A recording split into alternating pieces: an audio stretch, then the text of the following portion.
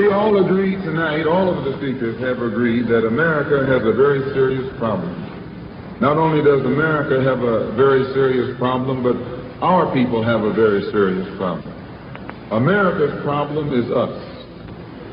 We're her problem. The only reason she has a problem is she doesn't want us here.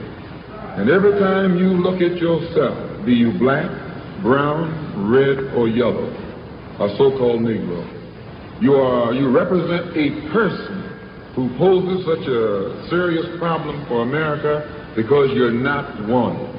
Once you face this as a fact, then you can start plotting a course that will make you appear intelligent instead of unintelligent. What you and I need to do is learn to forget our differences. When we come together, we don't come together as Baptists or Methodists. You don't catch hell because you're a Baptist, and you don't catch hell because you're a Methodist. You don't catch hell because you're a Methodist or a Baptist. You don't catch hell because you're a Democrat or a Republican. You don't catch hell because you're a Mason or an elf. And you sure don't catch hell because you're an American, because if you was an American, you wouldn't catch no hell. You catch hell because you're a black man. You catch hell, all of us catch hell for the same reason. So we are all black people, so-called Negroes, second-class citizens, ex-slaves. You are nothing but an ex-slave. You don't like to be told that. But what else are you? You are ex-slave. You didn't come here on the Mayflower.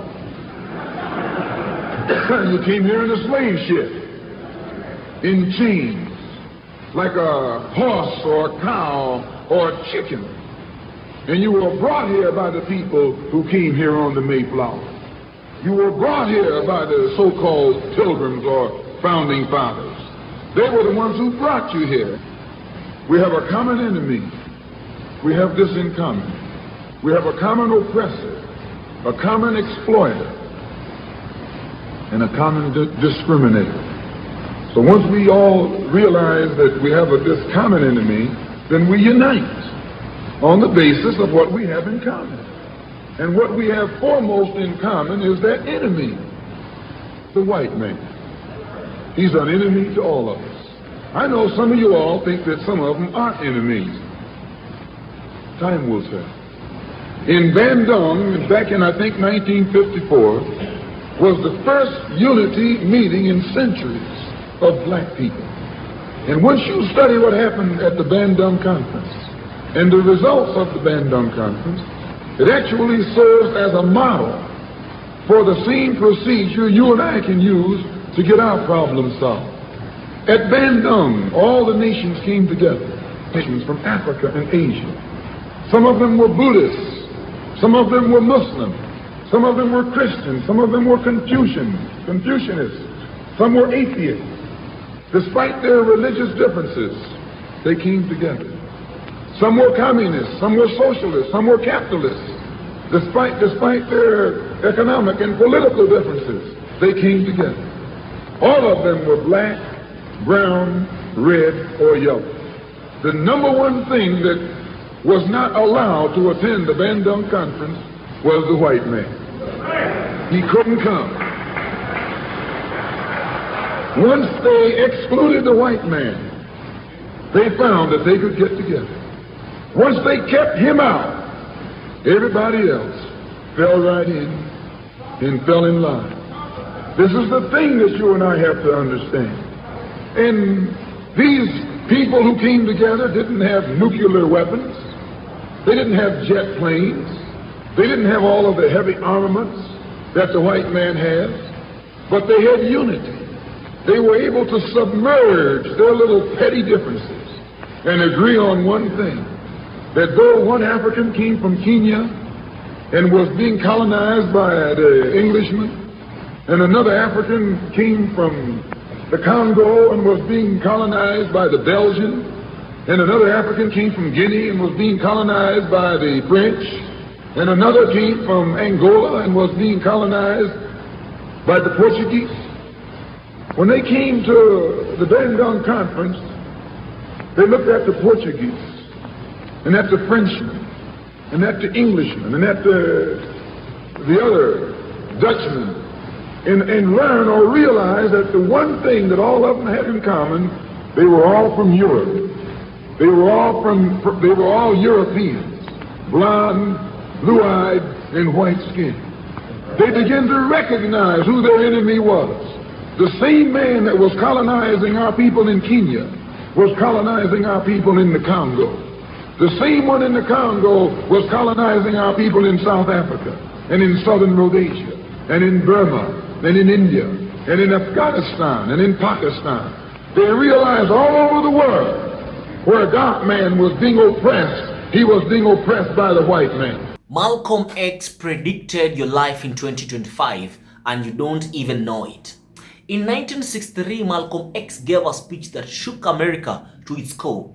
Message to the grassroots. He warned us about fake revolutions, sellouts, leaders, and the deadly cost of disunity. 62 years later, every single prediction came true. From London to Toronto, from Brooklyn to Kingston, the diaspora is living Malcolm's nightmare while calling it progress. But Malcolm didn't just diagnose the disease. He gave us the cure, and we've been ignoring it for 6 decades. It's time to wake up. And this is why Malcolm X was right about everything. Listen to his speech, and then I'll be back to debunk everything with you. Where the dark man was being exploited, he was being exploited by the white man. So they got together under this basis, that they had a common enemy. And when you and I here in Detroit and in Michigan and in America, who have been awakened today, look around us, we too realize here in America, we all have a common enemy. Whether he's in Georgia or Michigan, whether he's in California or New York, he's the same man. Blue eyes and blonde hair and pale skin. Same man.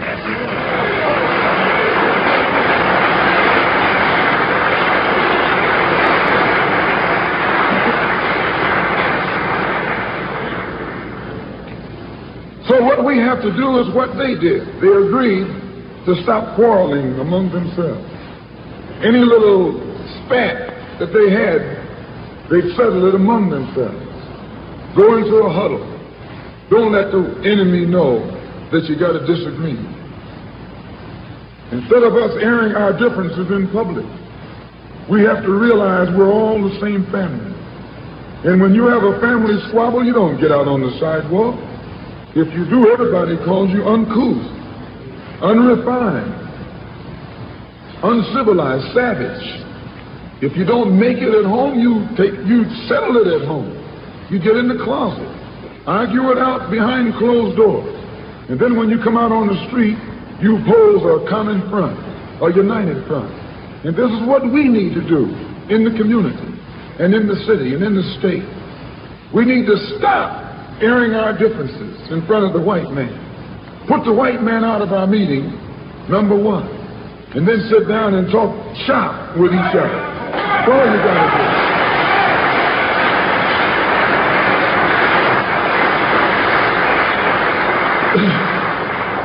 I would like to make a few comments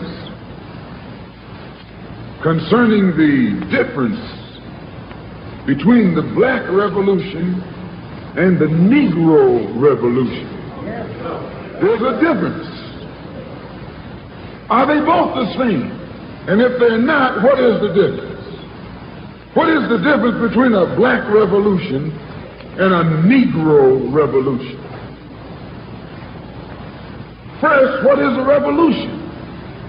Sometimes I'm inclined to believe that many of our people are using this word revolution loosely, without taking careful consideration what this word actually means and what its historic characteristics are.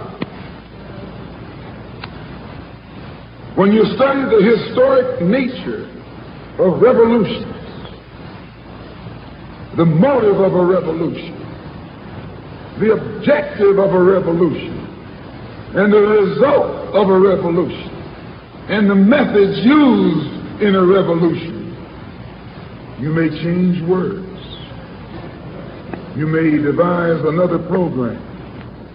you may change your goal and you may change your mind. Look at the American Revolution in 1776. That revolution was for what? For land. How was it? Why did they want land? Independence. How was it carried out? Bloodshed. Number one, it was based on land. The basis of independence. And the only way they could get it was bloodshed. The French Revolution.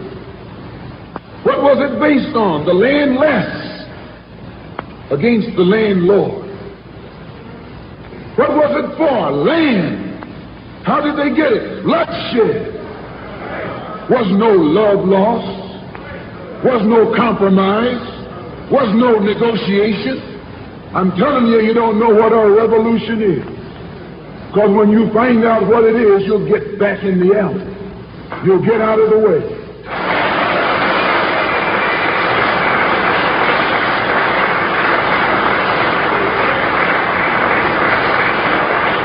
The moment, the Russian Revolution.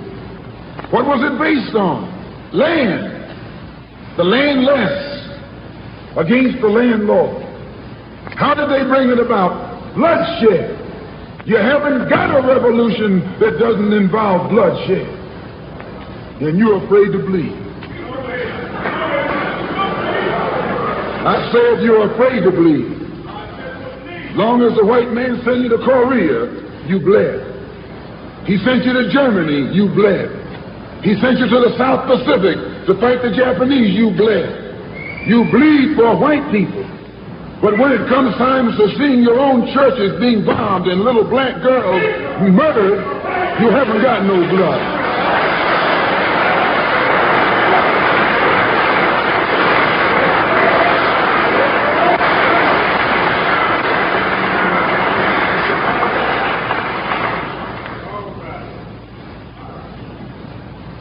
You bleed when the white man says bleed.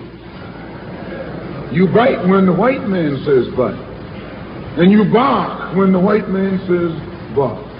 I hate to say this about us, but it's true. How you going to be nonviolent in Mississippi as violent as you were in Korea? How can you justify being nonviolent in Mississippi and your churches are being bombed and your little girls are being murdered, and at the same time you're going to get violent with Hitler and Tojo and somebody else that you don't even know?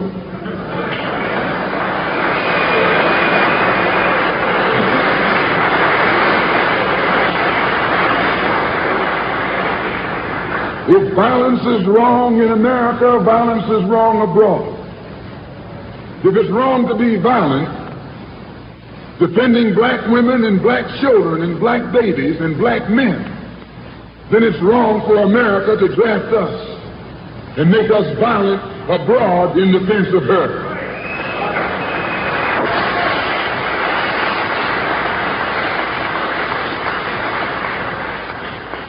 And if it is right for America to draft us and teach us how to be violent in defense of her, then it is right for you and me to do whatever is necessary to defend our own people right here in this country.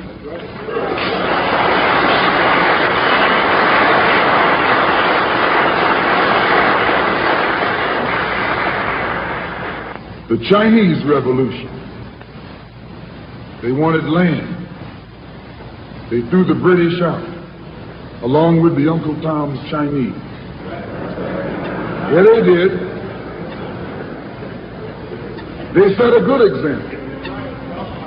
When I was in prison, I read an article, and don't be shocked when I say I was in prison. You're still in prison.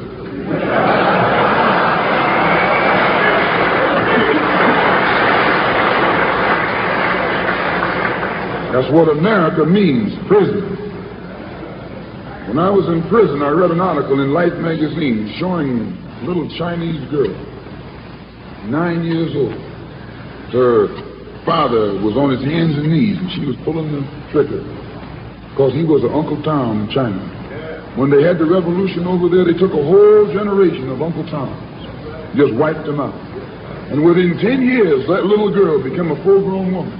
No more Toms in China. And today it's one of the toughest, roughest, most feared countries on this earth by the white man, because there are no Uncle Toms over there.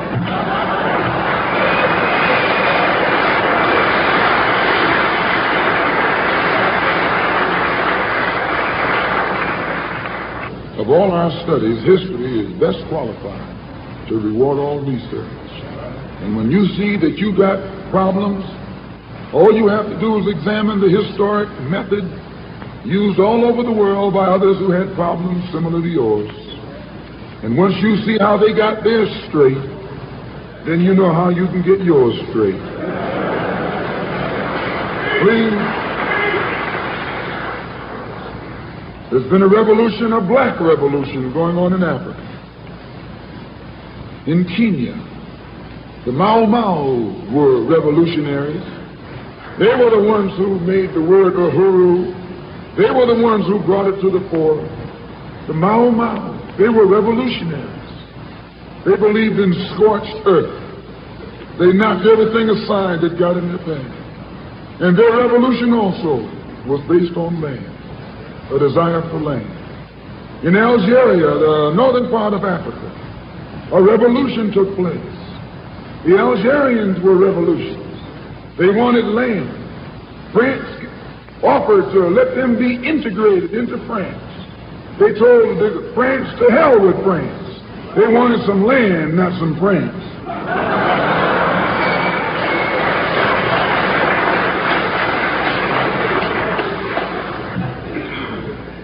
And they engaged in a bloody battle.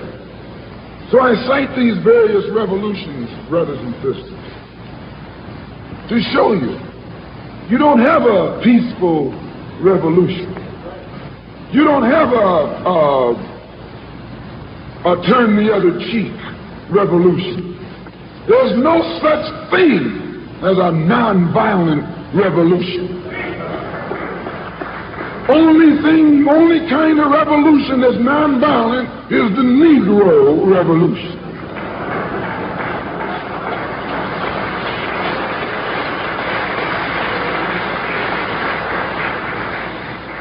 The only revolution based on loving your enemy is the Negro revolution.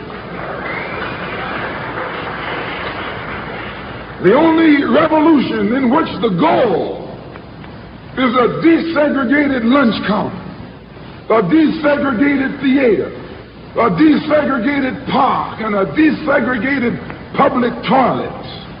You can sit down next to white folks on the toilet.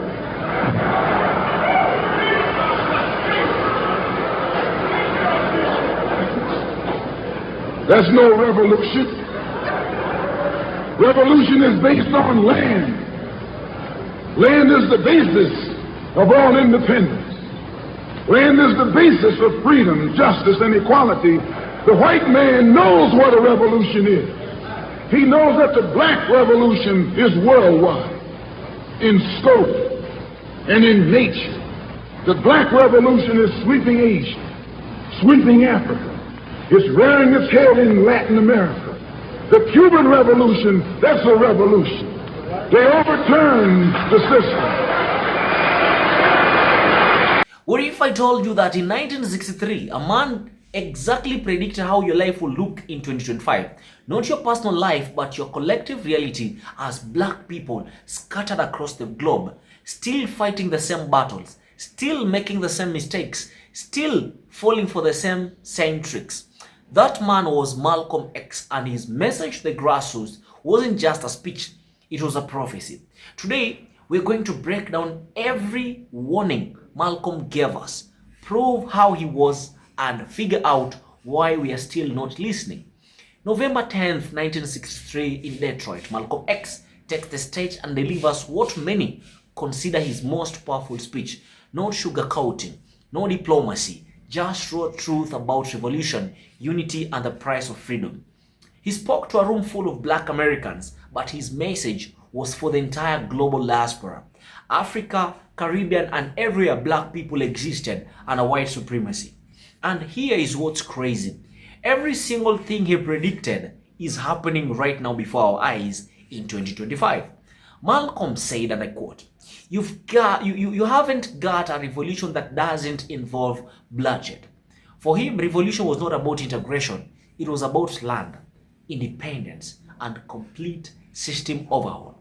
He looked at the American, French, and the Russian revolutions, all fought over land. The Mau Mau in Kenya, the Algerians fighting France, same story. But what did black American call revolution in the 1960s? Sitting next to white people in restaurants, desegregating schools. Malcolm called it what it was. That's not revolution. That's asking to get back on the plantation. And he was right. I grew up thinking progress meant seeing black faces in corporate boardrooms, black mayors in city halls, black celebrities at award shows. But here's what nobody told me. Visibility is not ownership. In 2025, black homeowners heap rates are still lower than they were in 1968. In the UK, black Caribbean families have the lowest wealth accumulation rates. In Canada, the black-white income gap is widening. Across the diaspora, we are renters in our own communities, consumers in an economy that extracts our wealth. Malcolm saw this coming. He knew that without land, without true economic independence, integration would just be dressed up as slavery. We catch hell because we are black, Malcolm said. Not because we are Christian or Muslim, Democrat or Republican, Jamaican or Nigerian. The common denominator was simple. We are all ex-slaves, all second-class citizens under the same white power structure. Fast forward in 2025, was hero. In America, mass incarceration still targets black men at rates that will make Jim Crow blush. In Britain, stop and search policies turn young black men into criminals for walking while black. In Canada, systemic barriers keep black workers underpaid and underrepresented in leadership. Globally, the Caribbean and Africa are still trapped in debt, unfair trade deals, and resources extraction that benefits former colonial powers. I remember sometimes back an elder telling me about leaving Jamaica in 1960s, believing that moving to London would mean freedom. 60 years later, the same conversation we're talking about systemic racism that they faced, different country, same system. Malcolm was right. The face changes, but the oppression remains constant. Malcolm's most controversial analogy, House Negro versus Field Negro. The House Negro lived close to the master, ate his food, wore his clothes, and loved the master more than himself. When the master was sick, he said, "We're sick." He couldn't imagine life outside the master's house. The Field Negro was the dirt, suffering, ready to burn the whole plantation down. Malcolm warned that modern black leaders were just House Negroes in suits, propped up by the system to keep the masses quiet. Look around in 2025. How many black celebrities rushed to endorse politicians who promised police reform, then delivered nothing? How many corporate diversity panels have you seen that tokenize us while changing zero policies? How many black leaders condemn grassroots protests more harshly than they challenge racist laws? The same system still uses House Negroes to pacify the field, and we keep falling for it. Malcolm gave us a blueprint. The Bandung Conference of 1954, where 29 African and Asian nations, Muslim, Christian, Buddhist, atheists, united against colonialism. The first rule, white people were not allowed in the room. He said we needed the same model. Put aside small differences, settle disputes privately, present a united front to the world.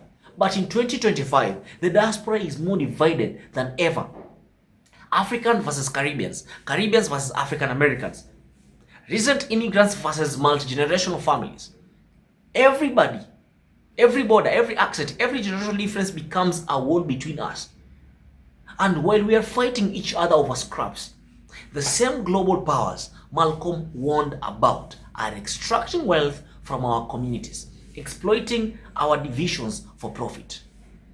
I've been guilty of these two. Growing up in Africa, I sometimes look down out at African Americans or Caribbean thinking we're different, somehow better. It took me years to realize I was playing the game Malcolm warned us about, dividing myself from my own people in the Caribbean while the system laughed all the way to the bank, extorting money from us, extracting wealth from us. Malcolm exposed how genuine grassroots movements get hijacked.